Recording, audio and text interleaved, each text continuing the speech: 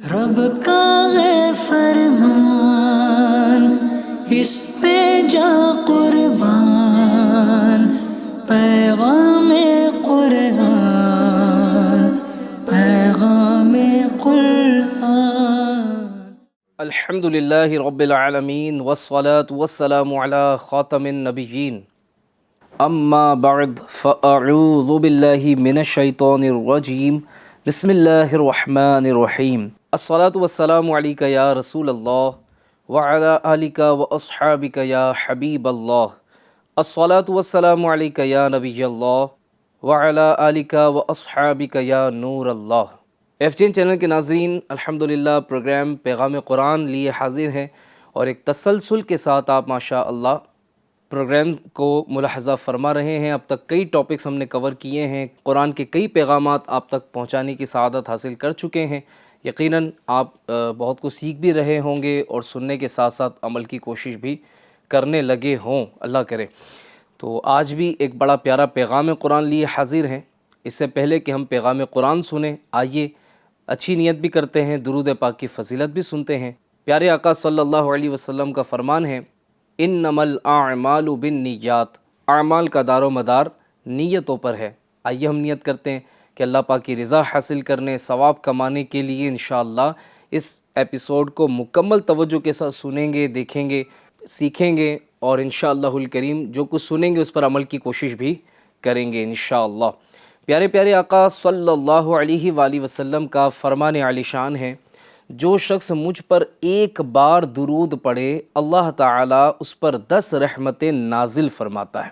صلو علی الحبیب صلی اللہ تعالیٰ علی محمد صلی اللہ علیہ وآلہ وسلم۔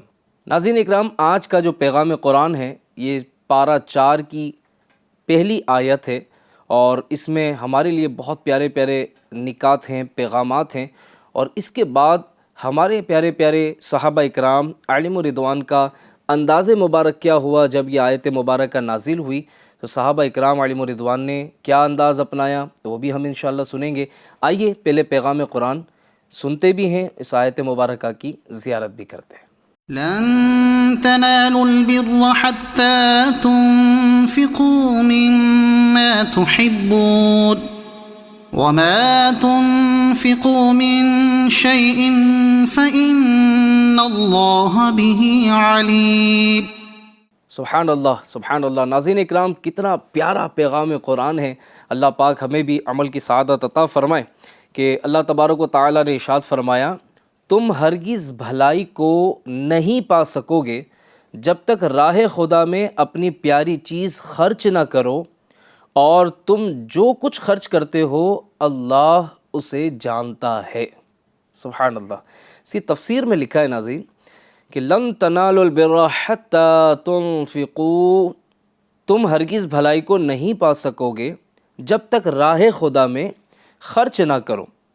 اس آیت میں بھلائی سے مراد تقوی اور فرما برداری ہے، اور خرچ کرنے کے بارے میں حضرت عبداللہ بن عمر رضی اللہ عنہما نے فرمایا کہ یہاں خرچ کرنے میں واجب اور نفلی تمام صدقات داخل ہیں۔ امام حسن بصری رحمۃ اللہ تعالی علیہ نے فرمایا، جو مال مسلمانوں کو محبوب ہو اسے رضائے الہی کے لیے خرچ کرنے والا اس آیت کی فضیلت میں داخل ہے، خواہ وہ ایک کھجور ہی ہو۔ سبحان اللہ۔ اگر کوئی راہ خدا میں اللہ کی رضا کے لیے کھجور ہی صدقہ کر دیتا ہے، اس کی فضیلت کو پا سکے گا، اس آیت کی فضیلت میں وہ بھی داخل ہے۔ مزید سنیے کہ جب یہ آیت مبارکہ نازل ہوئی تو اس پر عمل کے سلسلے میں ہمارے اسلاف کا انداز کیا رہا، انہوں نے کس طرح اس کو پریکٹیکل کیا۔ سبحان اللہ۔ صحیح بخاری اور مسلم شریف کی حدیث میں ہے کہ حضرت ابو طلحہ انصاری رضی اللہ تعالی عنہ مدینے میں بڑے مالدار تھے۔ انہیں اپنے اموال میں بیروحہ نامی ایک باغ وہ بہت زیادہ پسند تھا۔ جب یہ آیت مبارکہ نازل ہوئی تو انہوں نے بارگاہ رسالت صلی اللہ علیہ وآلہ وسلم میں کھڑے ہو کر عرض کی کہ مجھے اپنے اموال میں، یعنی میرے پاس جو مال ہے، ان میں بیروحہ باغ سب سے زیادہ پیارا ہے۔ میں اسی کو راہ خدا میں صدقہ کرتا ہوں۔ سبحان اللہ۔ حضور جان عالم صلی اللہ علیہ وآلہ وسلم نے اس پر مسرت کا اظہار فرمایا، اور پھر حضرت ابو طلحہ رضی اللہ عنہ نے سرور کائنات صلی اللہ علیہ وسلم کے اشارے پر وہ باغ اپنے رشتہ داروں میں تقسیم کر دیا۔ سبحان اللہ۔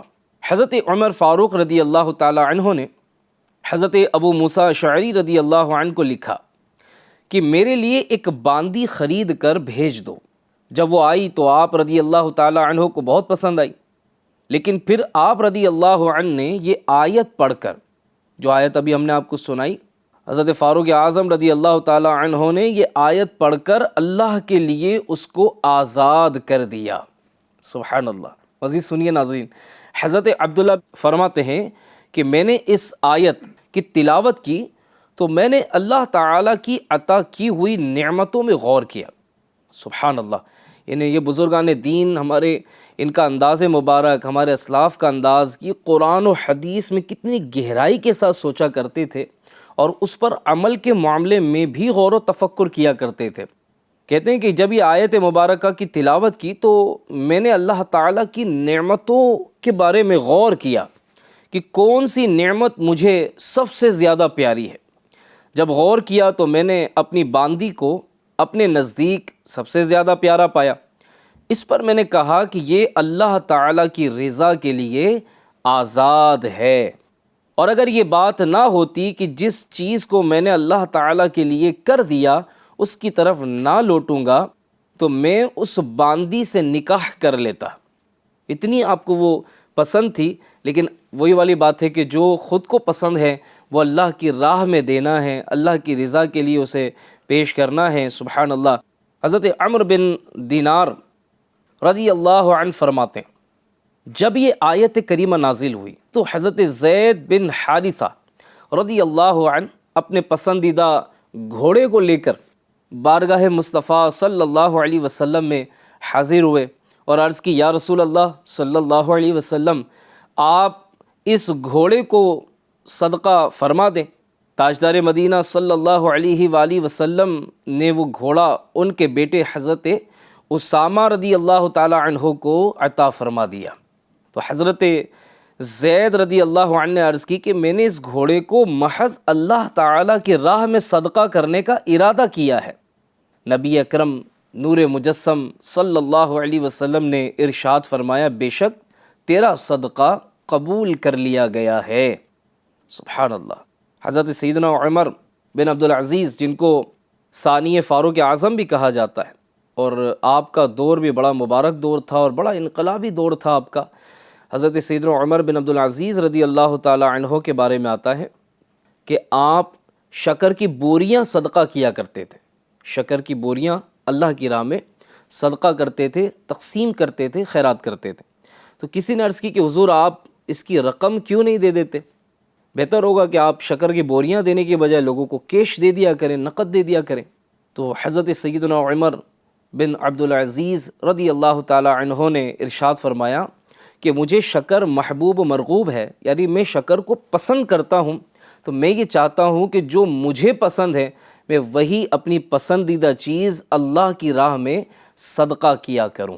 سبحان اللہ۔ کتنا پیارا درس ہے یہاں ہمارے لیے ناظرین، کہ جو چیز ہمیں پسند ہے، جس چیز کو ہم پسند کرتے ہیں، وہ اچھی چیز اللہ کی راہ میں دیں۔ دیکھیے، اخلاص جتنا زیادہ ہوگا ثواب اتنا زیادہ ملے گا۔ کہا جاتا ہے جیسی نیت ویسی برکت۔ اگر آپ اللہ کی راہ میں اچھی چیز دیں گے، اپنی پسندیدہ چیزیں دیں گے، تو انشاءاللہ اس کے بدلے میں اجر و ثواب تو ملنا ہی ہے، اور اس صدقہ کرنے کی برکت سے اس سے کئی گنا زیادہ آپ کو انشاءاللہ اچھی چیزیں اور نعمتیں اللہ نے چاہا تو نصیب ہوگی۔ لیکن اس دل کا کیا کریں کہ یہ اچھی چیزیں راہ خدا میں دینے کے لیے تیاری نہیں ہوتا۔ اچھی چیزیں ہم اپنے پاس سنبھال کر رکھتے ہیں، اور جو چیزیں کسی اور کی بھی کام نہ آ سکیں وہ راہ خدا میں دینے کے نام سے ہم صدقہ کر دیتے ہیں۔ یہ انداز تو اچھا نہیں ہے ہمارا۔ وہ کھانا جو 2-3 دن سے فریج میں رکھا تھا، ایسا کھانا ہم صدقہ کرنے کے لیے فقیر ڈھونڈ رہے ہوتے ہیں کہ کوئی ہمیں مل جائے تو ہم اس کو دے دیں۔ مسجد میں یا کہیں ڈونیٹ کرنے کی بات آتی ہے تو پھٹے پرانے نوٹ ہم ڈھونڈ رہے ہوتے ہیں جس پر وہ ڈریسنگ کی ہو، مطلب ایک چوٹ کرنے کے لیے عرض کر رہا ہوں، وہ جوڑا گیا ہو نوٹ نا، پھٹا ہوا، ٹیپ لگی ہوئی ہو، بالکل شل میں ہو، میلا کچیلا ہو، جس کو دیکھ کر بھی کوئی رغبت نہ آتی ہو، ایسا نوٹ نکال کر راہ خدا میں ہم لوگ دیتے ہیں۔ جب اپنے اوپر خرچ کرنا ہے تو ہم کچھ نہیں دیکھتے، لیکن جب اللہ کی راہ میں خرچ کرنے کی بات آتی ہے تو کیا کہتے ہیں ہم یہ کہتے ہیں مولانا صاحب دعا کر دیجئے، وہ زمین میں ذرا پیسہ اٹکا ہوا ہے، وہ آ جائے تو پھر میں اللہ کی راہ میں خیرات کروں گا۔ اچھا جی، اسی دوران اگر بیٹی کی شادی آ جائے، بیٹے کی شادی آ جائے، کوئی فنکشن آ جائے تو پھر کیا کریں گے؟ پھر جو کرتے وہ لوگ دیکھتے ہیں۔ اللہ کی راہ میں دینے کی باری آتی ہے تو ہمارے پاس کچھ نہیں بچتا۔ ناظرین اکرام، ہمیں اپنے اس انداز کو تبدیل کرنا چاہیے۔ ہمارے صحابہ اکرام علیہم الرضوان، ہمارے اسلاف کا انداز ابھی آپ نے سنا کہ جب یہ آیت مبارکہ نازل ہو گئی تو یہ حضرات کس قدر اس پر عمل کرنے کے معاملے میں مخلص تھے کہ یہ آیت مبارکہ نازل ہوئی ہے، ہم نے اس کے مطابق عمل کرنا ہے، اور وہ چیز جو ہمارے نزدیک زیادہ پسندیدہ ہے ہمیں وہ اللہ کی راہ میں دینا ہے۔ آپ دیکھیں کوئی باغ لے کر آ رہے ہیں، کوئی گھوڑا لے کر آ رہے ہیں، تو کوئی اپنی باندی کو آزاد کر رہے ہیں، تو کوئی شکر کی بوریاں تقسیم کر رہے ہیں۔ یہ سب کیا ہے؟ اسے کہتے ہیں قرآن و حدیث کے مطابق زندگی گزارنے والے اشخاص۔ یہ وہ ہیں جنہوں نے اپنی طبیعتوں کو، اپنے مزاج کو، اپنے انداز زندگی کو، انہوں نے اپنی طبیعتوں کو قرآن و حدیث کی روشنی میں ڈھال لیا تھا، اور انہوں نے پیغامات قرآن کو، رب کے پیغام کو انہوں نے دل سے قبول کیا تھا۔ کہ دل سے قبول کرنے والے لوگ، ہم ہیلے بہانے کرنے والے لوگ ہیں۔ ہم وہ لوگ ہیں کہ جب کوئی فضیلت یا راہ خدا میں خرچ کی بات آتی ہے تو نارملی ہم کہتے ہیں نا کہ وہ ایک بات چوٹ کرنے کے لیے کہی جاتی ہے کہ جناب پتلی گلی دیکھ لی ہم نے، تو بس وہ نکلنے کا راستہ ہم لوگ دیکھ رہے ہوتے ہیں کہ یار اب کوئی کیا میں کروں۔ جیسے جب زکوٰۃ دینے کی باری آتی ہے تو ہم کو سارے قرضے یاد آ جاتے ہیں، فوراً کیلکولیشن کرتے ہیں۔ میں نے 5 لاکھ کا قرضہ لیا ہے تو 5 لاکھ پر 5 لاکھ ہیں میرے پاس، لیکن 5 لاکھ کا میں نے قرضہ بھی لیا ہے، تو یہ برابر ہو گیا نا، زکوٰۃ تو نہیں بنے گی اس پر۔ تو ٹھیک ہے، جو شرعی مسائل ہیں اس کے مطابق جس پہ زکوٰۃ بنے گی اس پر بنے گی، جس پر نہیں بنے گی نہیں بنے گی۔ لیکن اپنے اندر کے چور کو اگر ہم پکڑیں کہ بھائی جب رمضان آتا ہے تبھی ہم یہ اس طرح کی کیلکولیشن کیوں کرتے ہیں کہ کوئی ایسی ترکیب ہو جائے، کوئی ایسا معاملہ ہو جائے کہ راہ خدا میں دینا نہ پڑے۔ میرے امام غزالی پر اللہ کی کروڑوں رحمتیں ہوں، کیا پیارا انداز بیان کرتے ہیں۔ آپ فرماتے ہیں کہ اگر کوئی اندر سے سخی نہیں ہے، راہ خدا میں خرچ کرنے کا جذبہ اپنے اندر نہیں پاتا، تو اگر وہ ایسا کرے کہ دل چاہے نہ چاہے کچھ نہ کچھ صدقہ کرتا رہے، چاہے وہ روپیہ ہی کیوں نہ ہو، کچھ نہ کچھ دیتا رہے دیتا رہے دیتا رہے، ایک وقت آئے گا، اگرچہ اندر سے وہ سخی نہیں ہے، اندر سے وہ سخی نہیں ہے، وہ راہ خدا میں روپیہ 2 روپیہ ہی دے رہے، لیکن اس انداز سے ایک وقت آئے گا کہ وہ اندر سے بھی سخی ہو جائے گا۔ اب اس عمل میں اس کا دل بھی اس کا ساتھ دے گا، اس کی مدد کرے گا، اور اسے راہ خدا میں خرچ کرنے پر مزید موٹیویٹ کرے گا۔ ایک بات یاد رکھیے گا، راہ خدا میں خرچ کرنے سے کم نہیں ہوتا، بڑھتا ہے۔ جس طرح کہا جاتا ہے کنویں کا پانی جتنا نکالیں تو پانی کم نہیں ہوگا، بڑھے گا۔ تو اللہ کی راہ میں آپ روپیہ دیں، 1 لاکھ روپیہ دیں، 1 کروڑ روپیہ دیں، جو دے سکتے ہیں دیں، کم نہیں ہوگا انشاءاللہ الکریم۔ کیلکولیٹ کریں گے تو وہ مزید بڑھتا ہوا آپ کو نظر آئے گا۔ اور آپ دیکھیں ایسے بہت سارے ہمارے سماج میں لوگ ملتے ہیں جو ہمیں یہ بتاتے ہیں کہ میں ہر سال اپنی زکوٰۃ پوری ادا کرتا ہوں، جو مجھ پر، میری رقم پر، میری تجارت پر جو زکوٰۃ بنتی ہے، جو مال بنتا ہے، وہ میں اتنا پورا نکالتا ہوں، بلکہ احتیاطاً کچھ ایکسٹرا دے دیتا ہوں تاکہ کوئی کمی نہ رہ جائے۔ ان کے یہ تاثرات ہیں، ان کے یہ فیڈ بیک ہے اس حوالے سے، وہ کہتے ہیں کہ جناب جب سے میں اپنی زکوٰۃ پوری ادا کر رہا ہوں بلکہ کچھ ایکسٹرا دے دیتا ہوں، الحمدللہ ہر سال میرا مال بڑھ رہا ہے، ہر سال ان کی زکوٰۃ کی ادائیگی میں اضافہ ہو رہا ہے۔ بھائی کسی نے اگر پچھلے سال 5 لاکھ روپے کی زکوٰۃ نکالی، اس سال اگر اس کی 10 لاکھ روپے کی زکوٰۃ بن رہی ہے، تو بھائی 10 لاکھ کی اگر زکوٰۃ بنی، اس کا مطلب اس کا کاروبار بڑھا نا، اس کے مال میں اضافہ ہوا، تبھی تو 5 لاکھ کی 10 لاکھ زکوٰۃ بنی نا بھائی۔ اب اگر کوئی اس میں دل چھوٹا کرے اور 10 لاکھ روپے چلے جائیں گے، تو پیارے بھائی اس پر غور بھی تو کرو کہ اس پہ کمایا کتنا ہے، اور یہ تو مال کا میل ہے، یہ نکل جاتا ہے، مال آپ کا پاک ہو جاتا ہے۔ اللہ اس کی برکت سے ہم سے زمینی آسمانی آفتوں کو دور کر دیتا ہے۔ ورنہ یاد رکھیے کہ جب زکوٰۃ ادا نہیں کی جاتی، جو مال راہ خدا میں خرچ کرنا ہے اس میں ہاتھ کو کھینچا جاتا ہے، یعنی ہاتھ ٹائٹ کیا جاتا ہے، نہیں دیتے، تو یاد رکھیے حدیث قدسی ہے جس کا خلاصہ ہے کہ جب بندہ گن گن کر اللہ کی راہ میں دیتا ہے تو اسے بھی گن گن کر لوٹایا جاتا ہے، اور جو اللہ کی راہ میں دل کھول کر دیتا ہے اس کو اللہ تبارک و تعالی مزید عطا فرماتا ہے۔ تو اگر ہم چاہتے ہیں کہ ہمیں بارگاہ خداوندی سے ملتا رہے، اللہ کی بارگاہ سے ملتا رہے، تو ہم اللہ کی راہ میں خرچ کرنے والے تو بنیں اور اپنا دل بڑا کریں۔ اس میں یہاں یہ بھی عرض کرتا چلوں کہ پسندیدہ چیز خرچ کرنے پر ہمیں ترغیب دلائی گئی نا۔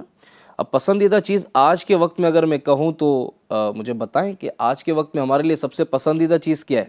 آپ کہیں گے مال، ٹھیک ہے، تو مال ہی تو ہے نا کہ اس کے ذریعے آپ رب کی رضا پا سکتے ہیں، اللہ کے پسندیدہ بندے بن سکتے ہیں۔ اچھا، دوسری بات یہ کہ ہمیں مال دیا کس نے؟ اللہ نے دیا ہے، اسی کا دیا ہوا ہے۔ میں ایک ایگزامپل کے ذریعے آپ کو سمجھاتا ہوں۔ اگر میں نے کسی کو 1,00,000 روپے رکھنے کے لیے دیے کہ بھائی یہ 1,00,000 روپے میرے ذرا اس کو سنبھالیے گا، ضرورت پڑنے پر میں آپ سے واپس لے لوں گا۔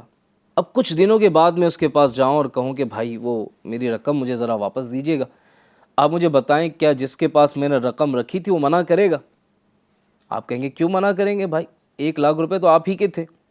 اب وہ 1,00,000 روپے تو میرے ہی تھے نا، اگر وہ 1,00,000 روپے میں واپس لے رہا ہوں تو یہ وہ سامنے والا نہیں دے رہا ہے، بلکہ وہ 1,00,000 روپے میرے ہی ہیں جو میں نے اس کے پاس رکھنے کے لیے دیے تھے، اس کو کسی طرح کا کوئی پرابلم نہیں ہونا چاہیے۔ تو اسی طرح ہمیں جو نعمتیں اللہ نے عطا کی ہیں، جو بھی نعمتیں ہمارے پاس ہیں، گھر ہے، بنگلہ ہے، روزگار ہے، بزنس ہے، اللہ کی طرف سے جو بھی دینی یا دنیاوی نعمتیں ہمیں ملی ہیں، یہ سب اسی کے فضل سے ہے، اسی کے کرم سے ہے۔ اب اگر اس نے ہی اسی کی راہ میں خرچ کرنے کا ہمیں فرمایا ہے تو اب ہمیں چاہیے کہ ہم اس کی راہ میں خرچ کرنے کے معاملے میں دل چھوٹا نہ کریں۔ اس کی شان دیکھیں، مال بھی وہی عطا فرماتا ہے، پھر خرچ کرنے کی ترغیب بھی ارشاد فرماتا ہے، خرچ کرنے پر ثواب بھی عطا فرماتا ہے، جب خرچ ہو جائے تو اس میں برکت بھی عطا فرماتا ہے۔ یہ کسی شان ہے میرے رب کی، تو ہم راہ خدا میں خرچ کرنے کے لیے دل چھوٹا نہ کریں۔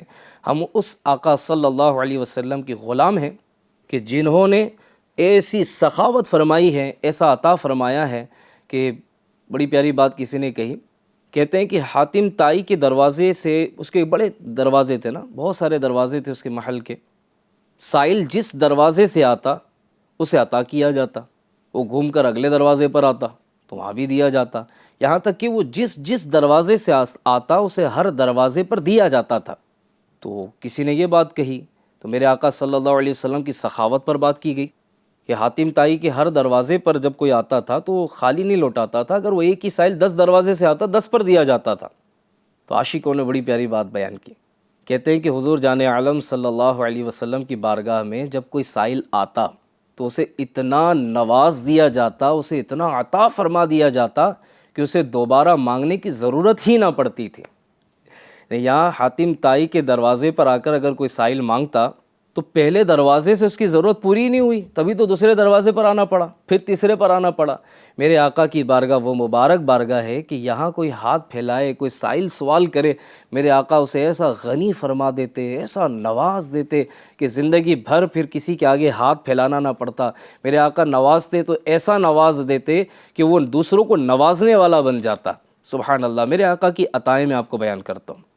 حضرت ابو ذر رضی اللہ تعالی عنہ فرماتے ہیں، ایک روز میں نبی اکرم صلی اللہ علیہ وسلم کے ساتھ تھا، جب آپ نے احد پہاڑ کو دیکھا ہے، میرے آقا نے جب احد پہاڑ کو دیکھا تو فرمایا اگر یہ پہاڑ میرے لیے سونا بن جائے تو میں پسند نہیں کروں گا کہ اس میں سے 1 دینار بھی میرے پاس 3 دن سے زیادہ رہ جائے، سوائے اس دینار کے جسے میں ادائے قرض کے لیے رکھ چھوڑوں۔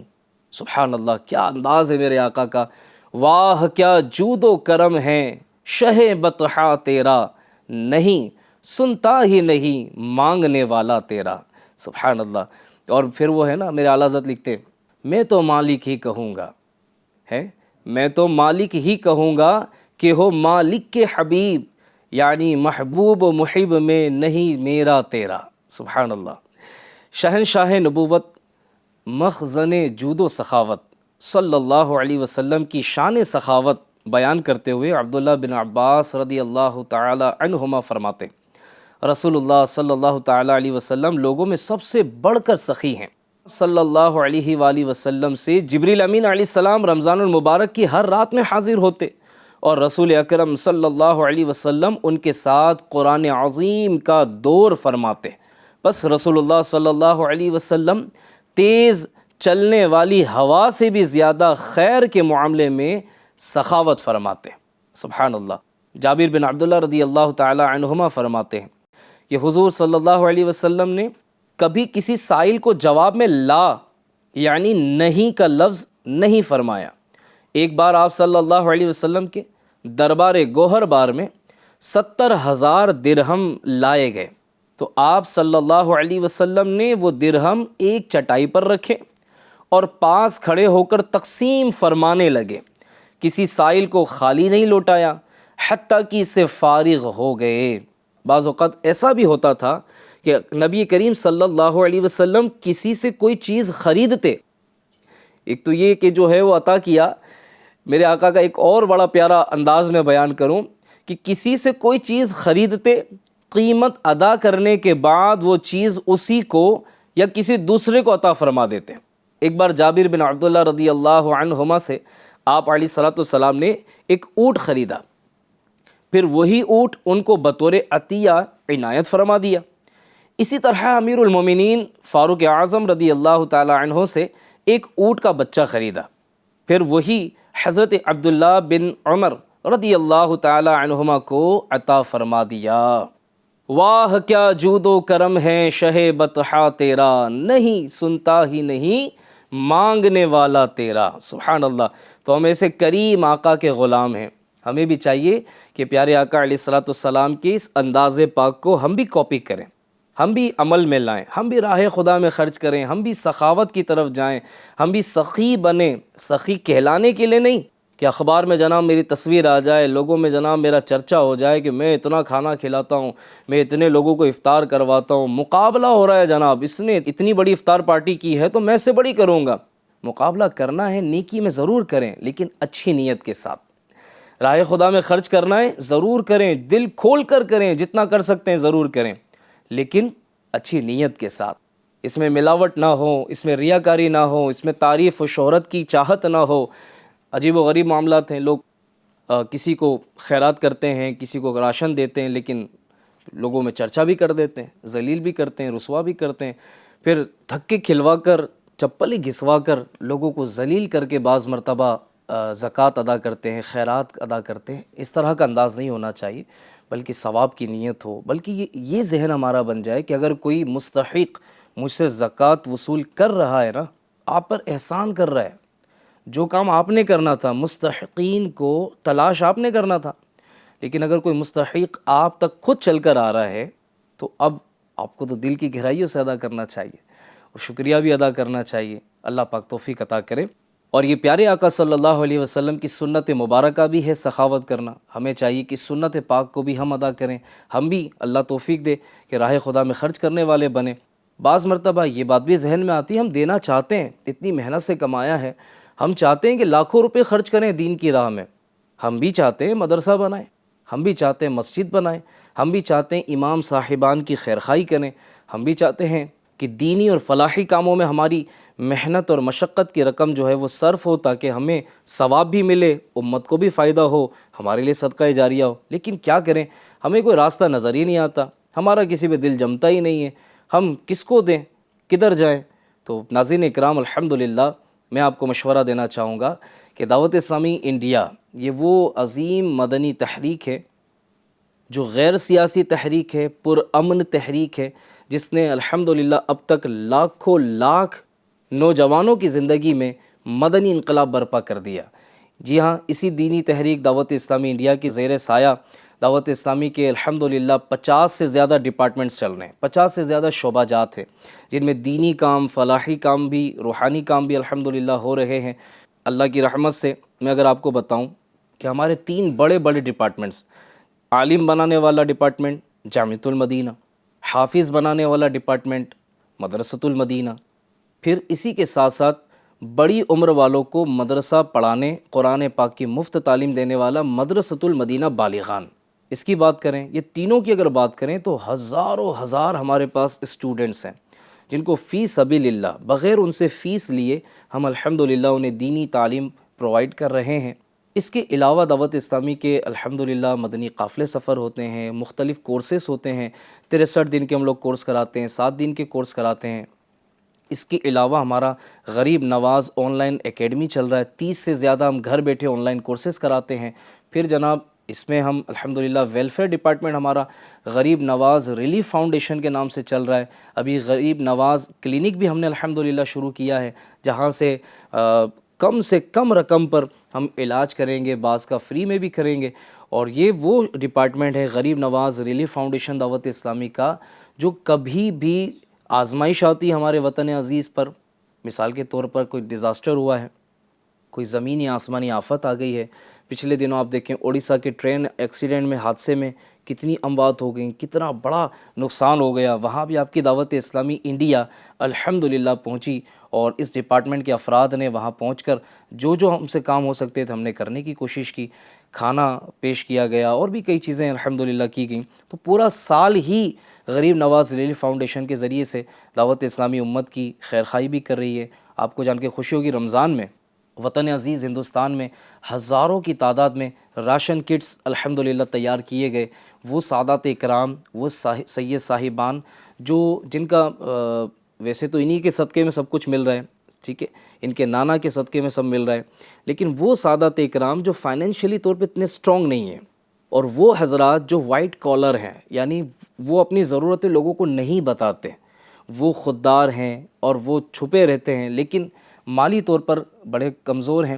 تو دعوت اسلامی کے اس ڈپارٹمنٹ کے ذریعے الحمدللہ پورے رمضان کا راشن ان تک پہنچانے کی کوشش کی جاتی ہے، نقد کیش اماؤنٹ بھی پہنچانے کی کوشش کی جاتی ہے۔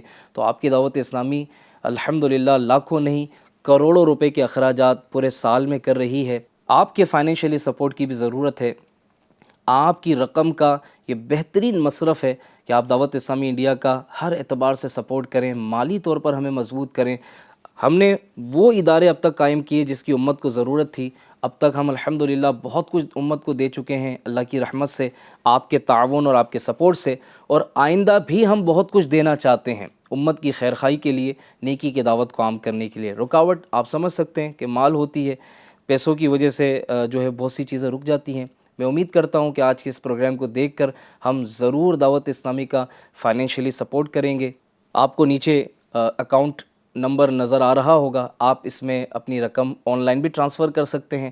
اللہ پاک ہم سب کو راہ خدا میں خرچ کرنے کی توفیق عطا فرمائے، آمین، بجاہ خاتم النبیین صلی اللہ علیہ وآلہ وسلم۔ ناظرین اکرام، ہمارے ایپیسوڈ کا وقت مکمل ہوا، انشاءاللہ اگلے ایپیسوڈ میں پھر ایک پیغام قرآن لے کر حاضر ہوں گے۔ اجازت دیجیے، اپنا خیال رکھیے، ایف جین چینل دیکھتے رہیے اور دوسروں کو دیکھنے کی دعوت بھی دیتے رہیے۔ صلو علی الحبیب صلی اللہ تعالی علی محمد صلی اللہ علیہ وآلہ وسلم۔ رب کا ہے فرمان، اس پہ جا قربان، پیغام قرآن